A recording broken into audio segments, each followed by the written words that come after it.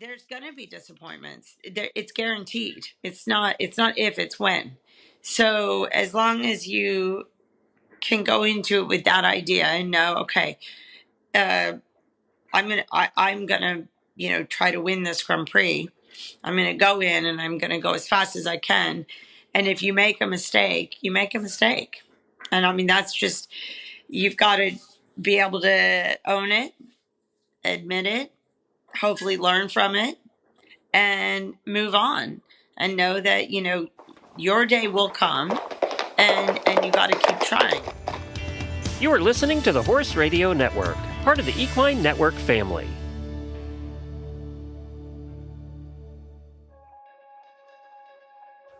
Welcome to the Practical Horseman podcast, featuring conversations with respected riders, industry leaders, and horse care experts. The show is co-hosted by Practical Horseman editors, and our goal is to inform, educate, and inspire. I'm Kathleen Landwehr, and this week's episode is with Olympic jumper Laura Kraut. Laura and I spoke in early June via phone while she was at her European base in Holland. Laura was named to the U.S. Jumping Team shortlist for the 2024 Olympic Games back in April. No matter how team selection unfolds, Laura has prepared for an exciting summer season with her horses. To give you a little more background on Laura, she represented the U.S. team at the 2000, 2008, and 2020 Olympic Games and was the team alternate at the 1992 and 2016 Games. Laura partnered with Cedric to earn Team Gold in the 2008 Games and with Baloutinue to earn Team Silver in the 2020 Games. She competed on U.S. teams at 3 FEI World Equestrian Games, collecting Team Silver with Miss Independent in 2006 and Team Gold with Zeremonie in 2018. Laura has been on numerous Nations Cup teams over the years, and she and Baloutinue helped the NetJets U.S. Jumping Team place third in the Longines League of Nations Ocala back in March. Her journey with horses began with riding lessons at the age of 3 and has continued to today with countless top placings on the world stage. Laura operates her training business with her partner, Olympic British jumper Nick Skelton, in the US and the Netherlands. In our discussion, Laura talks about her 3 top mounts, Baloutinue, Bisquetta, and Dorado 212, sharing their personalities and training routines, as well as her thoughts on the sport in general. Before getting into the conversation with Laura Kraut, I'd like to share a word from this episode's sponsor, Zoetis. Every equestrian competitor knows a great performance horse score requires the right balance of preparation, feel, and focus. It also requires a happy, healthy horse. Zoetis has been supporting horses, riders, and veterinarians for more than 70 years. From Core EQ Innovator and FluVac Innovator EHV 4-1, vaccines that can be administered by your horse's veterinarian, to a stall-side testing kit called Stable Lab that your vet can use to measure serum amyloid A levels in less than 10 minutes. Be sure to visit zoetisequine.com or follow @ZoetisEquine on Facebook and Instagram to learn more. Now, let's jump right into the conversation with Laura, where she starts by talking about her past Olympic team experiences.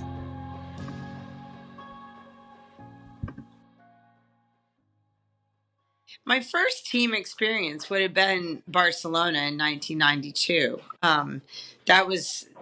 I was the reserve that year, but that was the first year that the USCT decided to go with a completely objective system. So there was no, chef to keep selecting 1 or 2 by his choice. It was straight up. I think we had something like 10 or 12 trials. And at the end, I think there was no drops. In fact, I know there was no drop score. And so after the 10 or 12 rounds, it was the 5 that survived got to go. So for me, I had never even left the country. I had to get a passport to go to the Olympics. And I had never ridden on a Nations Cup team. I'd never, essentially I'd done the trials. I think we did it on a whim. I had a really wonderful horse named Simba Run, who was a thoroughbred. And, I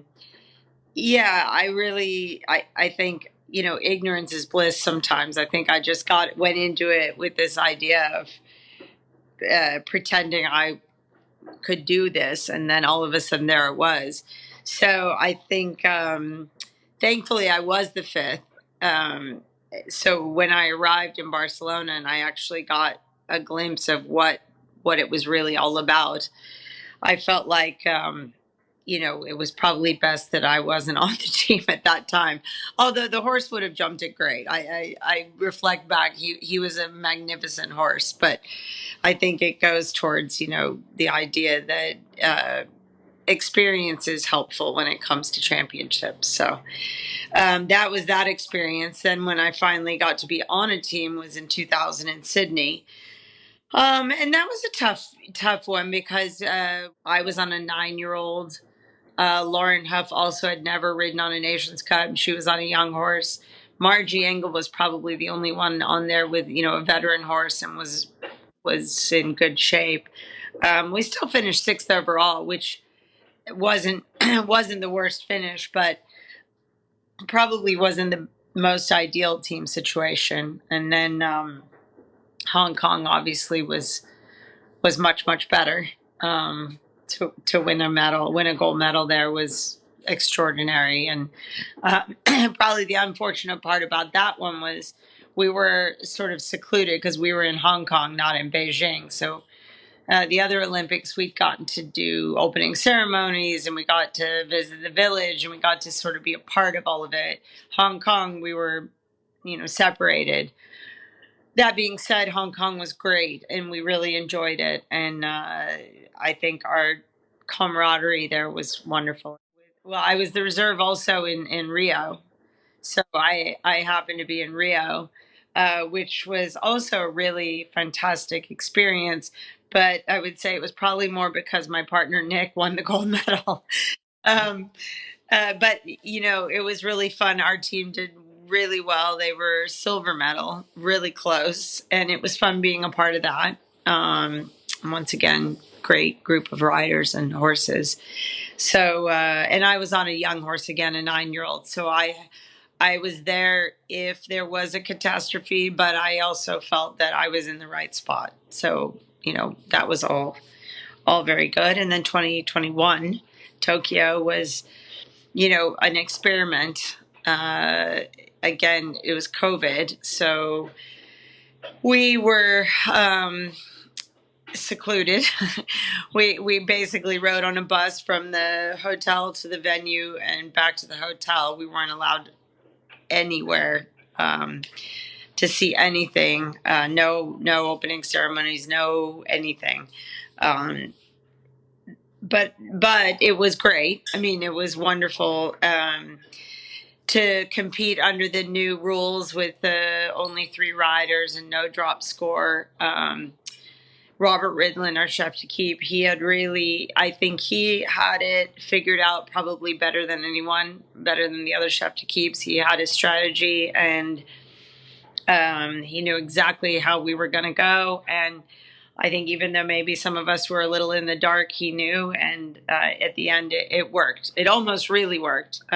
We were silver, but in a jump off and just missed out on the gold. So, I've had 5 Olympic experiences, all very, very unique. Awesome. Very illustrious career for sure. I mean, I know you've done plenty of competing, but kind of any big takeaways from those Olympic team experiences?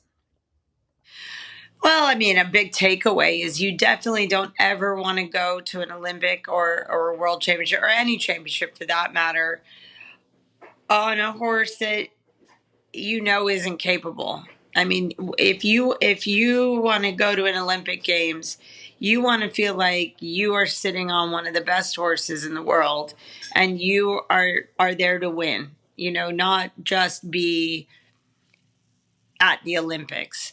And I think, when I first did it, that was definitely my goal. Oh, great, I can make an Olympic team. Then you get there and you realize, wow, this is the best there is, and you don't want to be the worst Olympian at the Olympics.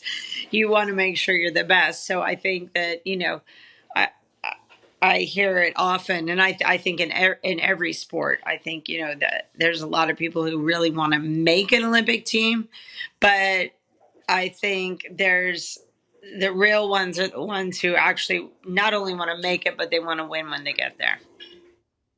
That's really, really good point for, those wanting to really achieve a great result there. Now, you've represented the U.S. on multiple occasions, but do you feel like there was added pressure competing at the Olympics? And if so, how did you handle that? Yeah, I mean, of course, there's a lot of pressure being at the Olympics, but I think, well, in Olympics past, it was the same format as any Nations Cup. So there was always that luxury of knowing that you had a drop score. So if it wasn't your round or your day or whatever, you had the confidence that you had 3 very competent riders that would hopefully make up for what happened. The last Olympics was probably the most pressure I've ever felt in any competition ever. In that, any mistake you had, it was costly. But I think we deal with pressure all the time. So I guess sometimes I'm lucky, and I feel like the minute I enter the ring, that goes away, and the job at hand is what is focusing on, and then you go from there. No guarantees that goes perfectly, but I think that we've all done it long enough that you can put the nerves behind you the minute you get going. And I guess kind of fast forwarding now to this year, you, I believe, have 3 horses on the short list. And can you tell me a bit about those horses, their personalities, and what they're like to ride? I have Baloutinue, who is the horse that I rode in Tokyo. And he is, he's got the most fantastic personality on the ground. He's friendly, he's sweet, he's cuddly, he's really, really smart. When I'm riding him, he's feisty. He's strong on the flat. He doesn't like to trot. He likes to canter. He wants to go all the time. I would say that my dressage would definitely never win us a medal. But he is brave, and he's so careful, and he knows what his job is. And I have so much confidence in him that I feel like I've probably never had a horse that I have more confidence in than I have in that horse. So he's tremendous. The next horse I have would be Bisquetta, and she's 10 years old. She's still, I would say,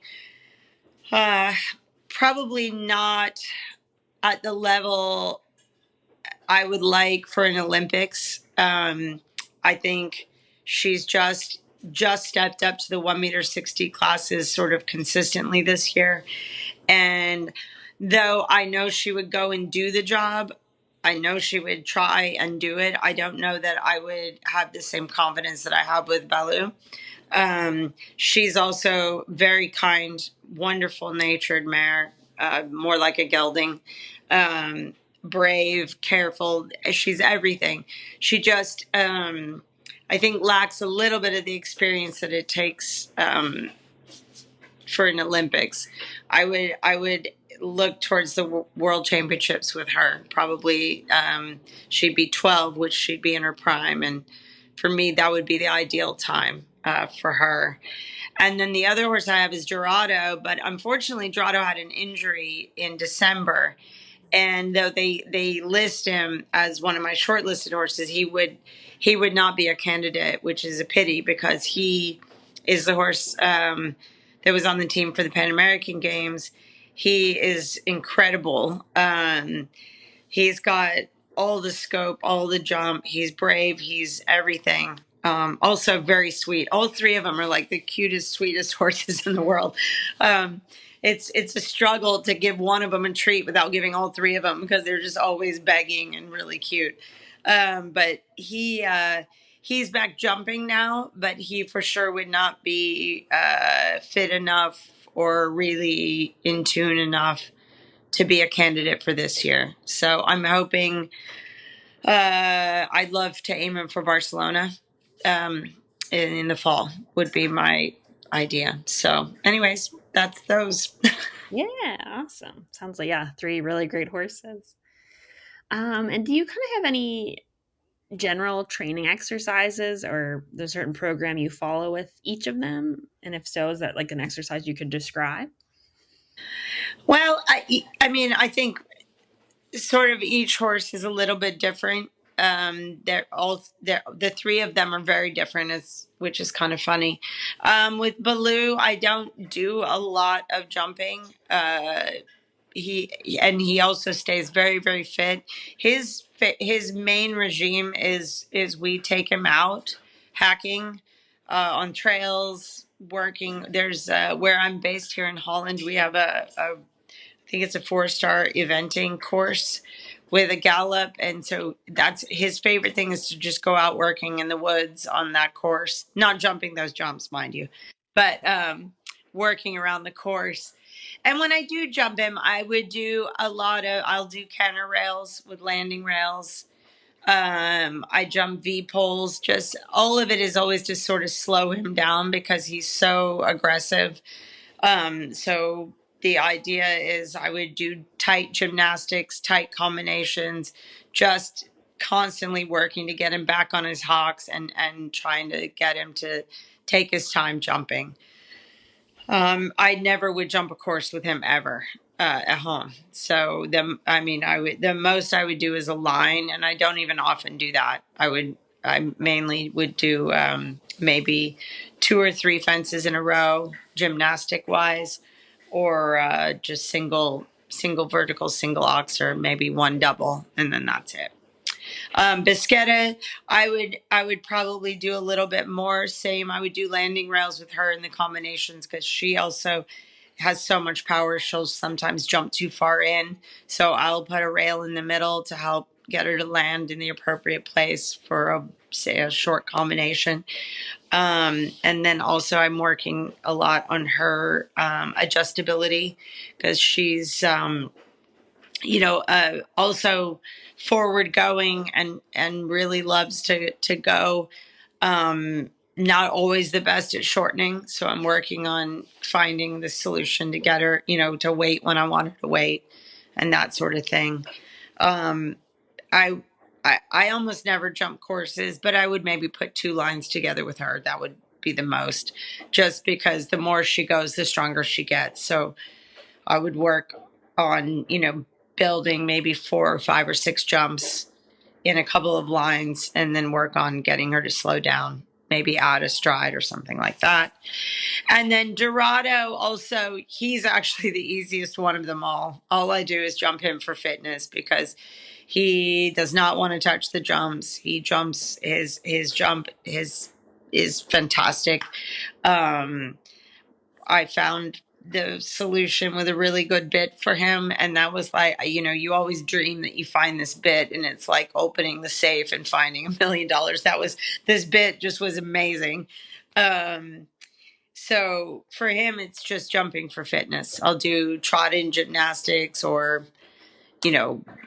single jump, whatever, just getting him to have the muscles and coming off the ground, and that's about it. So the fewer jumps you jump, the more you have left in them. So I'm not a big training person with jumping. Yeah. And then kind of just thinking about like the sport in general, why do you like show jumping and why kind of did you go the route of this discipline and not a different route? Gosh, I mean, I started with ponies and hunters, and then the first time I did a jumper class, I think I was 19, and immediately I took to it. I mean, that was like literally the first time I did it. I thought this is exactly what I want to do. And I'm not really sure why. I think I love, I love the competitive part of it. I loved, I did the hunters for so long. And, if there was one minute mistake, if the horse flipped its head or whatever, you lost. Where with the jumpers, if if you were the best or the fastest and the most careful on that day, you win. It's the horse could cross canter around the corner or it could do whatever and you can still win the class. So for me, I like the sporting aspect of it. And yeah, I don't think I would have done, I definitely wouldn't have done dressage. Even though I admired the people that do it, that was not going to be for me. That was, I'm one of those, I'm a big picture person. I'm not I'm not a fine tooth person like my sister is. So, I don't know. I liked the idea of jumping big jumps and going quick. And I think show jumping is all of that. Yeah, it's definitely very exciting to watch for sure. And just kind of, what do you think it is about horses and the sport that have kept you involved for so long? Well, I literally have been with horses since I was, 2 or 3 years old. Um, nearly daily. Um, and that's a long time. I'm 58 now, so that's been many years. Um, I just love horses.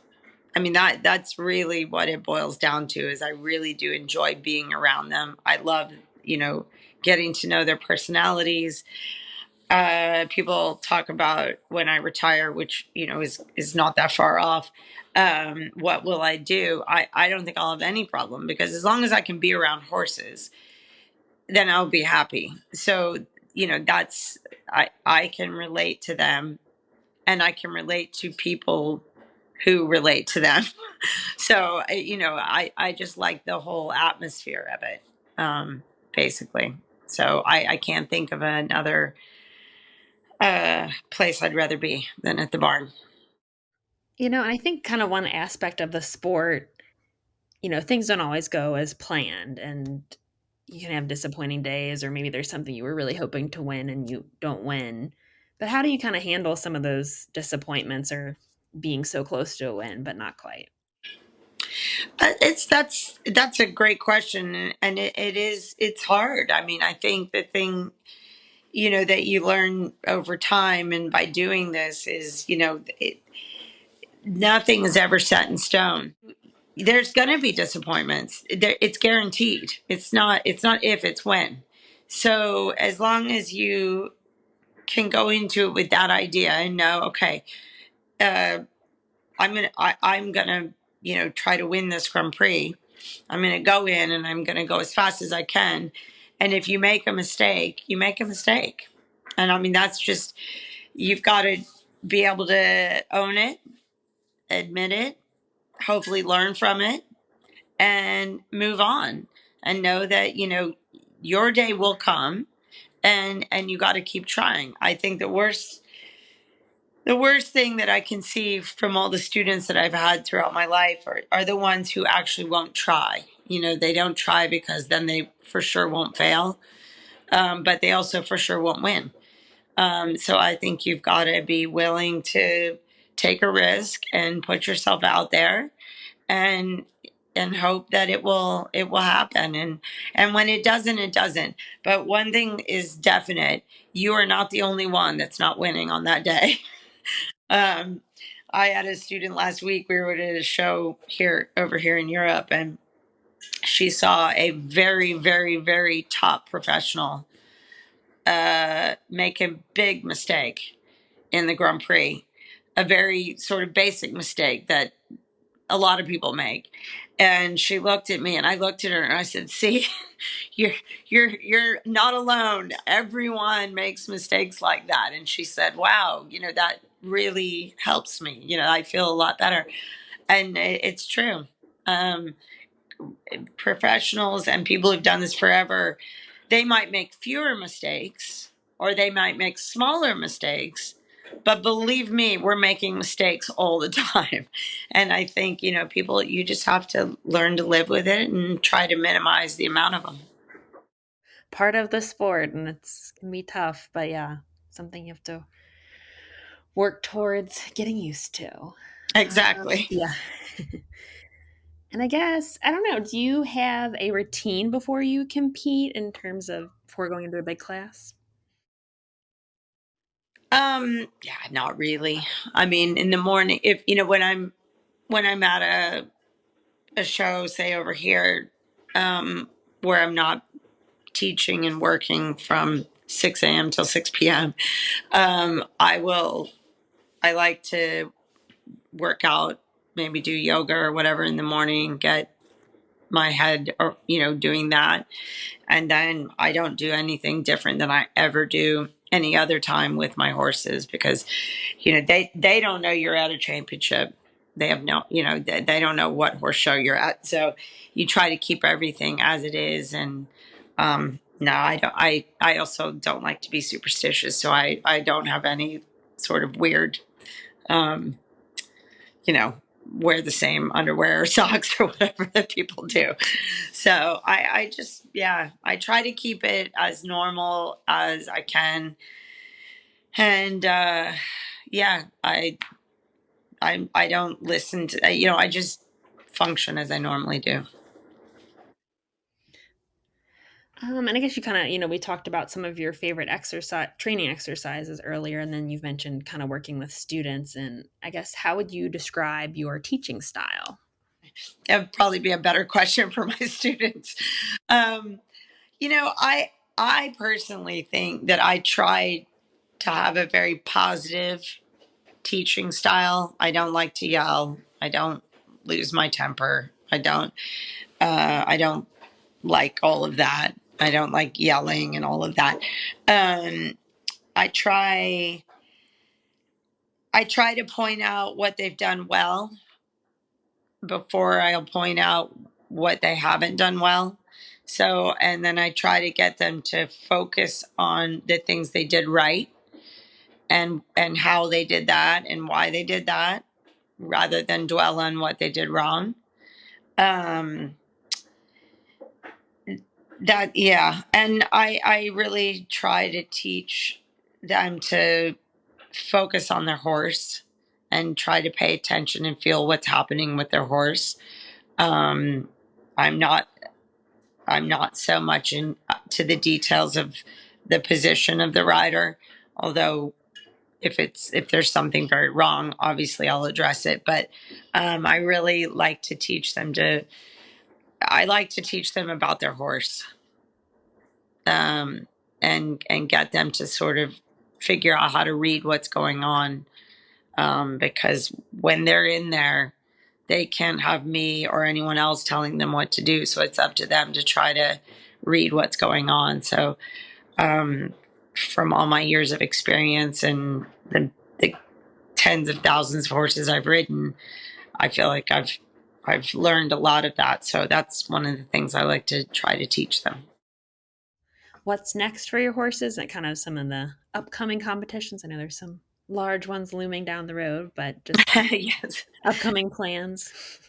Yeah, the upcoming plans. I'm based in Holland, so I have all my horses here and students.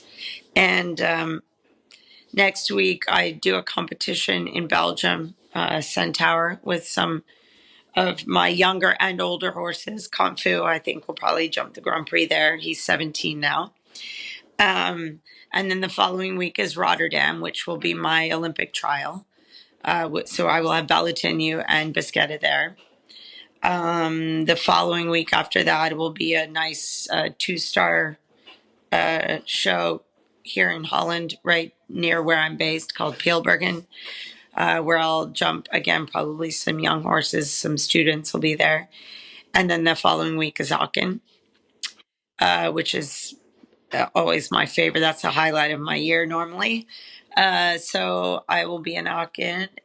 and then or hopefully I'm in Hawken, and then it's 3 weeks before Paris. So if I'm so fortunate as to make the team, then in those 3 weeks, I think I do one show in Chantilly, France, and then I'll probably just stay home and ride and organize myself before going to Paris. So that'd be the plan.